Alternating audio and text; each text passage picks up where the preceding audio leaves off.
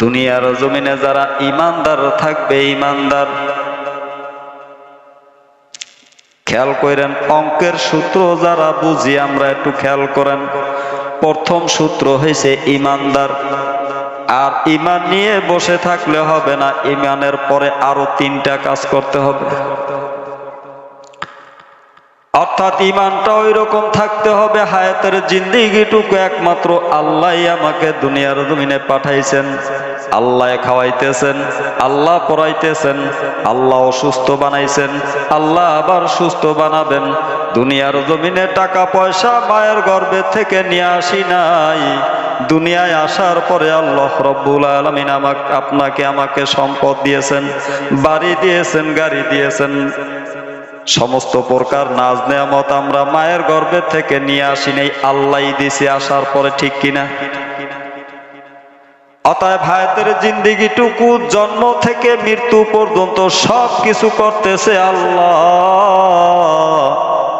দুইটা আমার কদম চালাইব আল্লাহর রাস্তায় আল্লাহর হুকুম মোতাবেক, হাত দুইটা চালাইব আল্লাহর হুকুম মোতাবেক, জবানটা চালাইব আল্লাহর হুকুম মোতাবেক, চক্ষু দুইটা চালাইব আল্লাহর হুকুম মোতাবেক, কলবটা দ্বারা সর্বদা ফিকির করব আল্লাহর হুকুম মোতাবেক চলার জন্য।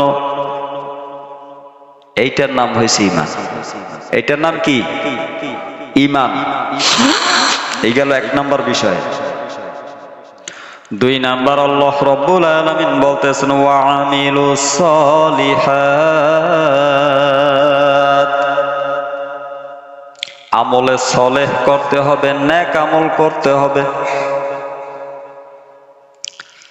ঈমান আইনা বৈশা থাকলে কাজ হবে না, নেক আমল করতে হবে, ঠিক কিনা?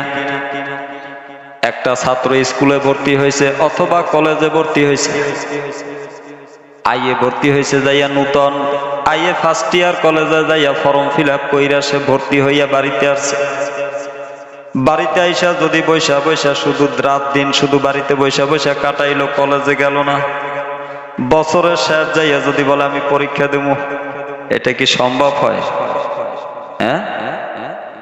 আর যদি পরীক্ষা দিয়া যদি সে মনে মনে ভাবে যে আমি পরীক্ষা দিয়ে একবারে প্লাস নিয়ে আসবো, এটা কোনোদিন সম্ভব?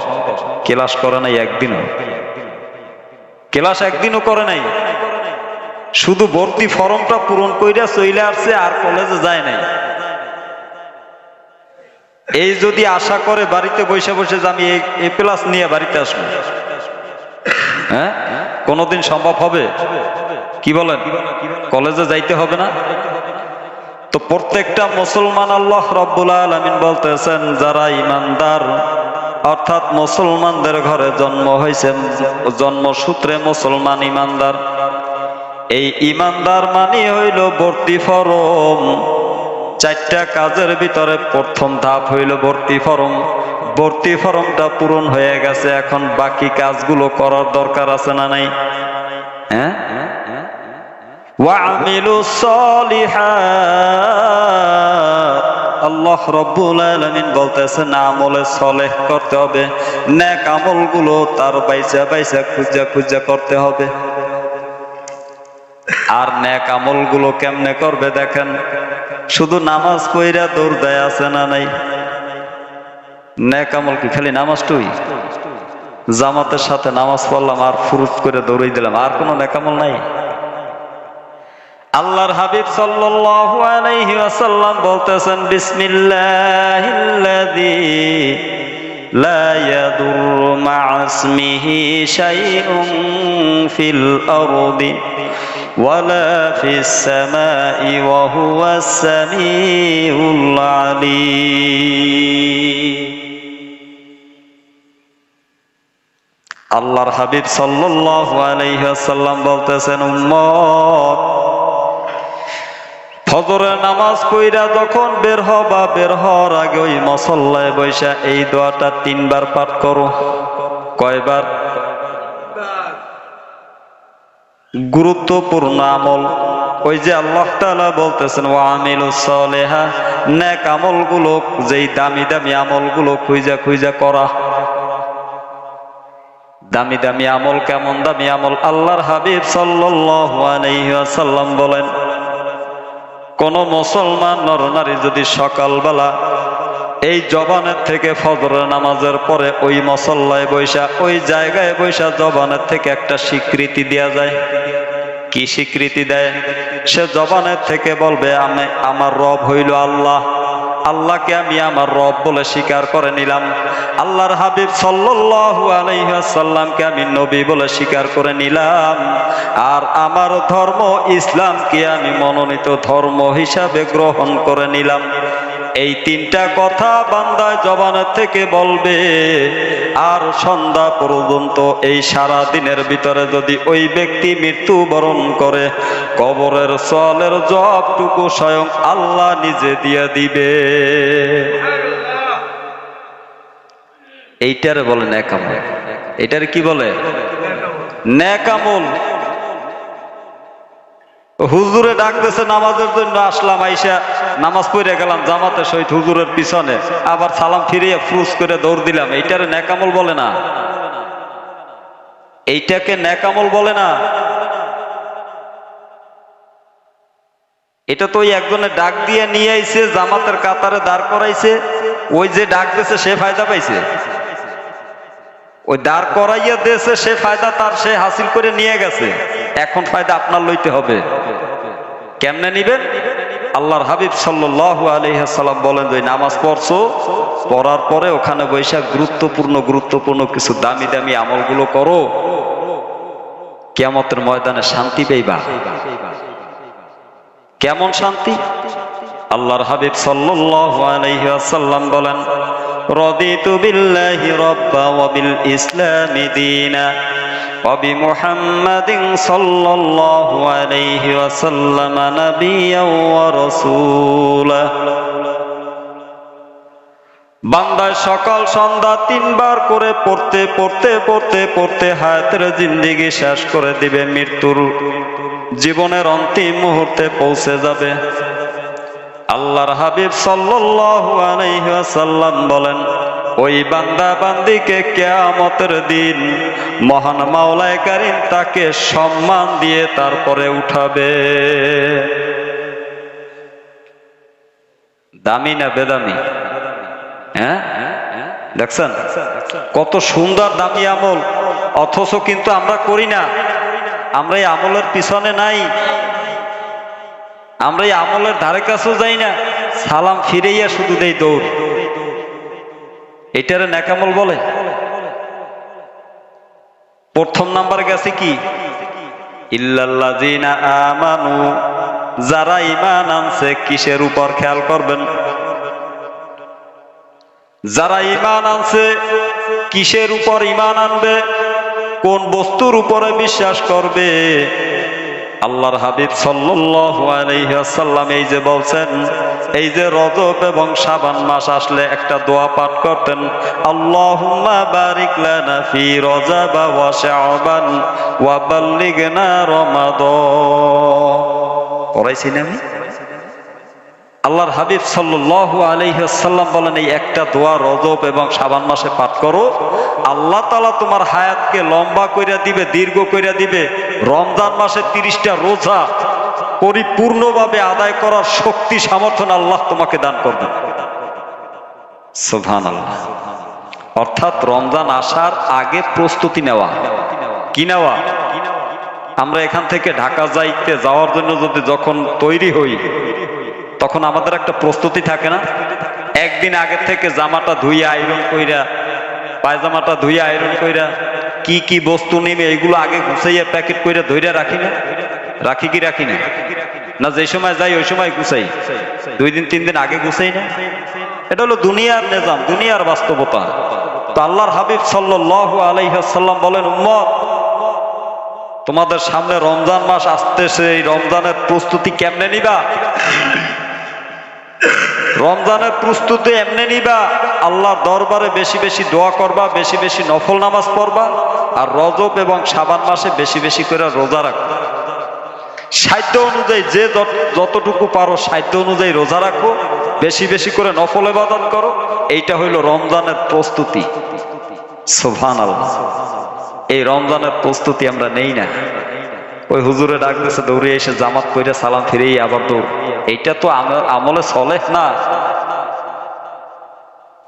তাহলে বিষয়বস্তু গেছে এক নম্বরে ইল্লাল্লাযিনা আমানু, যারা ঈমান আনছে, যারা বিশ্বাস করছে। কিসের উপরে বিশ্বাস করছে? ওয়া আমিলু সলিহা, অর্থাৎ আল্লাহ আল্লাহ রসুলের কথার উপরে বিশ্বাস করছে এবং ওয়া আমিলু সলিহা, ওই আমলগুলো সে নিজে বাস্তবায়িত করছে, কাজে কর্মে করছে। তাহলে ইমানদার হয়ে বসে থাকলে কাজ হবে না আমল করতে হবে? হ্যাঁ, এই আমল করতে হবে, আমলের উপরে জিন্দিগি উঠাইতে হবে। শুধু সালাম ফিরিয়ে দৌড় দিলাম, এইটার নাম ইমান আর আমল না। বহু দামি দামি আমল আছে। আল্লাহর হাবিব সাল্লাল্লাহু আলাইহি ওয়াসাল্লাম বলেন, এমন কিছু দামি দামি আমল আছে যে দামি দামি আমলগুলো করলে কিয়ামতের ময়দানে বান্দায় নেকের পাহাড় নিয়ে দাঁড়াই যাবে। সুবহানাল্লাহ।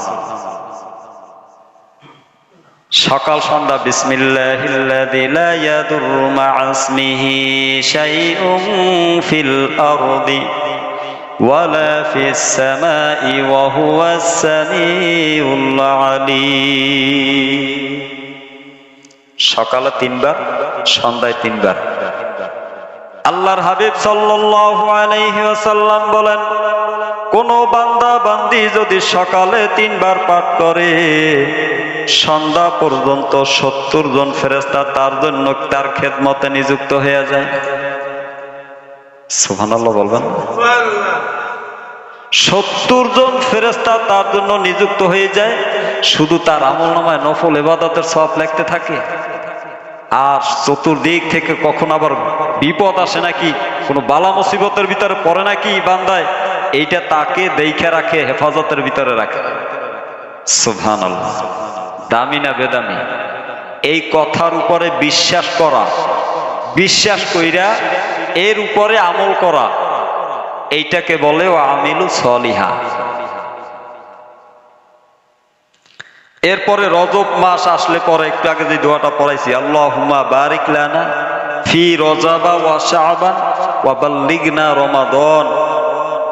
কেমন একটা দোয়া দেখেন। আল্লাহর হাবিব সাল্লাল্লাহু আলাইহি ওয়াসাল্লাম বলেন, এই দোয়া যদি কেউ পাঠ করে তাহলে রমজানের আগ পর্যন্ত তার হায়াতকে দীর্ঘ কইরা দিবে এবং তার শরীরের ভিতরে এমন একটা এনার্জি আল্লাহ তাআলা দান করবেন, এমন একটা শক্তি তার ভিতরে দান করবেন, ওই ব্যক্তি রমজান মাসের 30টা রোজা রাখবে, তার কোনো কষ্ট হবে না। মুফাসসিরিন ইকরাম বলেন, এমন একটা দোয়া, এই দোয়াকে মুফাসসিরিন ইকরাম বলেন হায়াত বাড়াবার দোয়া। কি বাড়াবার? যেহেতু আপনি বলতেছেন আল্লাহুম্মা বারিক লানা, হে আল্লাহ আপনি আমাকে বরকত দান করেন, ফি রজব ওয়া শাবান, রজব এবং শাবান মাসে, ওয়া বাল্লিগনা রমাদান, আমার হায়াতকে লম্বা কইরা বাড়াইয়া দিয়া রমজানের ভিতরে ঢুকাইয়া দেয়। কত সুন্দর দোয়া দেখছেন? হ্যাঁ, এই দোয়া করি না আমরা, কেমনে বরকত আসবে বলেন?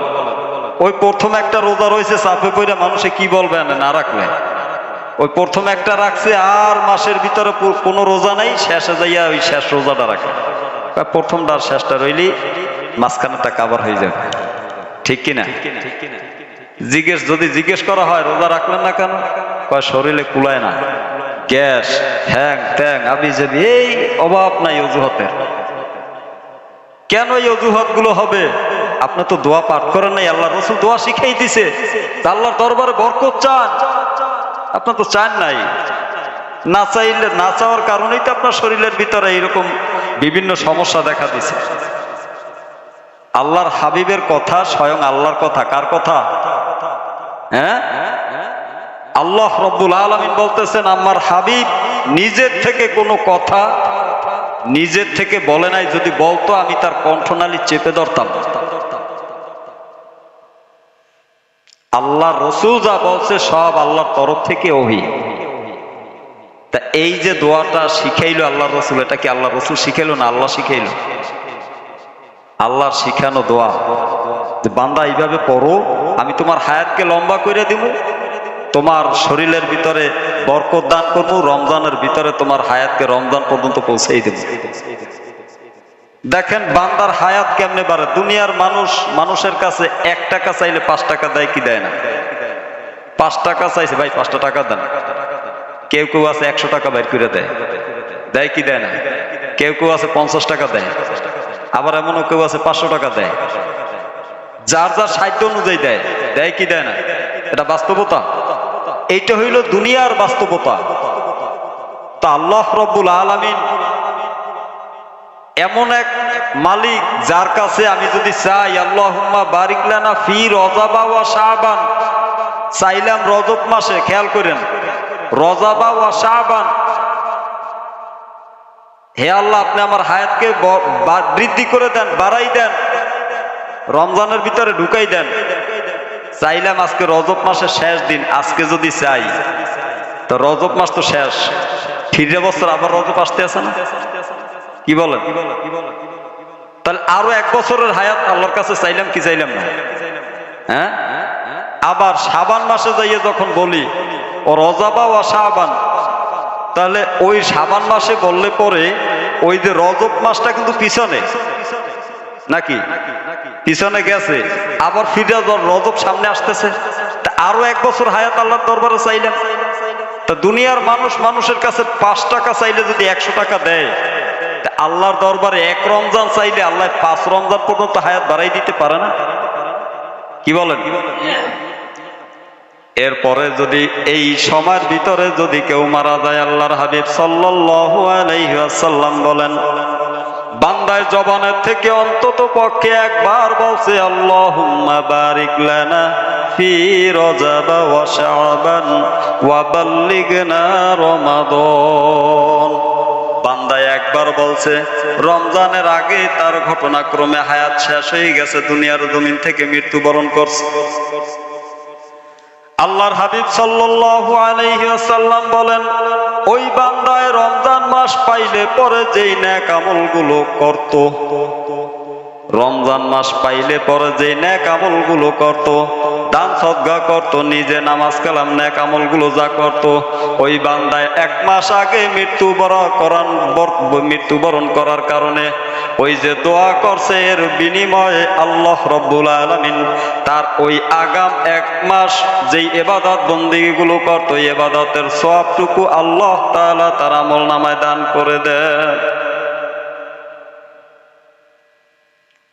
বান্দায় জবানের থেকে আল্লাহর দরবারে বলছে, একবার দোয়া করছে, ঘটনাক্রমে শাবান মাসেই মৃত্যুবরণ হয়ে গেছে, শাবান মাসে মৃত্যুবরণ হয়ে গেছে রমজানের আগে। আল্লাহর হাবিব বলেন যে ওই ব্যক্তি রমজান পাইয়া যে নেক আমলগুলো করত, কিন্তু এখন তো করতে পারে নাই, মারা গেছে, কিন্তু যেগুলো করত সেইগুলোর অগ্রিম সব আল্লাহ তাআলা বান্দার আমলনামায় দান করে দেয়। সুবহানাল্লাহ। এইটার নাম হয়েছে ওয়ামিলু সলিহা। এরপরে আসেন 3 নাম্বার, ওয়াতাওয়াসাউ বিল হক। সর্বদা মানুষকে হকের পথের দাওয়াত দিবে, নিজে হক পথে থাকবে, মানুষকে হকের কথা বলবে, নিজের হায়াতের জিন্দেগিটুকু হকের ভিতরে কাটাবে, সর্বদা হকের উপরে চলবে, সত্য যেই জিনিসটা ওইটার উপরে চলবে। আর আশেপাশের মানুষগুলো, পাড়া প্রতিবেশী যারা আছে, এদের সকলকে হকের দাওয়াত দিবে, সকলকে হকের কথা বলবে, হক পথে দাওয়াত দিবে, অর্থাৎ আল্লাহর দিকে আহ্বান করবে, আল্লাহর দিকে ডাকবে। কার দিকে ডাকবে? এই যে নামাজ পড়া, এটা কি হক কাজ? সত্য নামাজ পড়তে হবে, এটা তো সত্য নাকি? না এর ভিতর কোনো সন্দেহ আছে যে হুজুরে ডাকছে যার কারণে গেলাম, এইটা আল্লাহর তরফ থেকে এটা ফয়সালা না? নামাজ পড়তে হবে, রোজা রাখতে হবে, জিকির আজকার করতে হবে, তাসবিহ তাহলিল পাঠ করতে হবে, দান খয়রাত করতে হবে, মানুষকে কষ্ট দেওয়া যাবে না, এগুলো তো সব হকের দাওয়াত নাকি? না না হকের দাওয়াত? এই কাজগুলো নিজে করবে, প্লাস আশেপাশে মানুষ যারা আছে সবাইকে এই হকের দাওয়াত দিবে, এই কাজগুলোর দিকে আহ্বান করবে। আল্লাহ রাব্বুল আলামিন বলতেছেন, ওয়াতাওয়াসাউ বিল হাক্কি ওয়াতাওয়াসাউ বিস সাবর। তাহলে কাজ গেল চারটা। কয়টা? এক নম্বরে ইমান রাখতে হবে মজবুত আকারের। গত শুক্রবার বলা হয়েছিল যে ইমানের ভিতরে মরিচা পড়ছে নাকি মাঝে মাঝে যাচাই করতে হবে, বলছিলাম। তাহলে এক নাম্বার হইলে ইমান আনতে হবে ওই রকম পরিপূর্ণভাবে। ইমানের ভিতরে কিঞ্চিত পরিমাণ, জাররা পরিমাণ ভেজাল রাখা যাবে না। যে যে অবস্থানেই আছি না কেন ওই অবস্থানে থাইকে ইমানকে ওই রকম ভেজাল মুক্ত বানাইতে হবে। এই গেল এক নাম্বার। দুই নাম্বারে ও আমিলু সলিহা, নেক আমলের উপরে হায়াতের জিন্দেগি কাটাইতে হবে। কিসের উপর? বুঝাইতে পারি নাই। কিসের উপর? নেক আমলের উপর। নেক আমলের উপর। নেক আমল কি? হুজুরে ডাকতেছে, নামাজ পড়ে সালাম ফিরিয়ে দৌড় দিলাম, এটা নেক আমল? এটা নেক আমল না। নিজের ইমানকে মজবুত করে আল্লাহ রসুল যেই কাজগুলো করতে বলছে, আল্লাহ তাআলা যে হুকুমগুলো দিছে, এই কাজগুলো পরিপূর্ণভাবে বাস্তবায়িত করা, বাস্তবায়ন করা, এটাকে বলে নেক আমল। এরপরে তিন নাম্বার হয়েছে ওয়াতাওয়াসাউ বিল হক, নিজে সত্যের উপরে চলতে হবে সর্বদা। নিজে সত্যের উপরে চলতে হবে। সত্য যেই জিনিসটা আছে, সত্য কোরআন, সত্য হাদিস, এর সামনে আর কোনো রাস্তা আছে? কি বলেন? কোরআন হাদিসের সামনে আর কোনো রাস্তা আছে? না ওই মাইজবান্ডারি, ওই খাজা বাবা, গাজা বাবা, জট বাবা, এই আছে নাকি? তাহলে এই যে কোরআন হাদিস মোতাবেক জিন্দিগি চালাইতে হবে, প্লাস মানুষকে ওই রকম হক কথা বলতে হবে। কে রাগ হইল, কে বেজার হইল, কার ক্ষতি হইল, কার কলিজে ফাইটে গেল, ওইটা দেখার টাইম নেই। হক কথা বলতে হবে, হকের উপরে চলতে হবে। কার কথা? আল্লাহর কথা। কার কথা? আল্লাহর কথা। চার নাম্বারে সর্বদা সবর করতে হবে, ধৈর্য ধারণ করতে হবে। কি করতে হবে? ধৈর্য সহকারে। এই যে সব অথবা সবিস সব, সবর কথাটা শেষে বলছে কেন? মুফাসসিরিনে কেরামের তাফসীর কারকগণ ব্যাখ্যা করছেন এই যে এক নম্বরে ইমান, দুই নম্বরে নেক আমল, তিন নম্বরে হক পথে চলা। এই তিনটা কাজ করতে হইলে একটা জিনিস লাগবে, সেটা হইল সবর, ধৈর্য। সেটা কি? ধৈর্য। ধৈর্য ছাড়া আপনি ইমানদার হইতে পারবেন না। ধৈর্য ছাড়া আপনি নেক আমল করতে পারবেন না। ধৈর্য ছাড়া আপনি হক কথা বলতে পারবেন না। ধৈর্য লাগবেই। লাগবে কি লাগবে না? আপনার সামনে এমন ইবলিস, এমন সুন্দর রমণী আইনের সামনে দাঁড় করাইছে, একটু তাকাই দেখ কি সুন্দর, এর সামনে আর কোনো মাইয়া দুনিয়ায় নাই। ইবলিস আইনে দাঁড় করাইতেছে। এই যে ইমানে, আপনার ইমানের ভিতরে মরিচা লাগাইতে আছে, এইটারে কন্ট্রোল করতে হইলে ওই যে 4 নাম্বার বিষয়বস্তু সবর লাগবে, ধৈর্য। কি লাগবে? ধৈর্য লাগবে। এরপরে 2 নাম্বারে ওয়া আমিলু সলিহা, নেক আমল করতে হইলে ধৈর্য লাগবে। ইমামের একটু তেলাওয়াত লম্বা হয়েছে, পিছনে ভাই মিস কল শুরু করে দেয়, আছে না নাই? মিথ্যা বললাম? আবার ইমাম ছাড়াও নিজে নামাজ পড়তে আছে, শুধু ওই কাকের মতো ঠোকরায়, ধামধুম মাইরে দৌড় দেয়। ধৈর্য নাই, সবর নাই, তাড়াহুড়া, আছে না নাই? আমল করতে হইলেও ধৈর্য লাগবে। এরপর 3 নম্বর বিষয়, হক পথে চলতে হবে, মানুষকে হকের দাওয়াত দিতে হবে, এর ভিতরও ধৈর্য লাগবে। কি লাগবে? একজনকে আপনি দাওয়াত দিতে গেছেন, ওই লোকটা বইলেই ফেলাইছে, সারা বছর নামাজ কালাম পড়ে নাই, এখন মুসল্লি হয়ে গেছে, এখন সবাই ডাকাডাকি শুরু করছে। এই কথা বলার পর আপনি ফিরে যাইতে পারবেন, আপনার আবার যাইতে হবে এই জায়গায়। ধৈর্য ধারণ করতে হবে। কি করতে হবে? ধৈর্য ধরতে হবে এবং নিজের ওই হক পথে চলতে হবে, যে এইটা হক রাস্তা, এইটাই আমি ধরছি, এই রাস্তায় আমি চলবো। এই রাস্তায় চলার জন্য নিজেকে ধৈর্য লাগবে। আল্লাহ হইল মহাজ্ঞানী। আল্লাহ কি? মহাজ্ঞানী। তাই বিষয়বস্তু পাইলাম 4টা। কয়টা? ইমান, নেক আমল, হক পথে চলা, ধৈর্য ধারণ করা। ধৈর্যের আগে 3টা বিষয়বস্তু অর্জন করতে হলে ধৈর্য লাগবে। বুঝাইতে পারছি? ওয়ামা আলাইনা ইল্লাল বালাগ, আসসালামু আলাইকুম ওয়া রাহমাতুল্লাহ।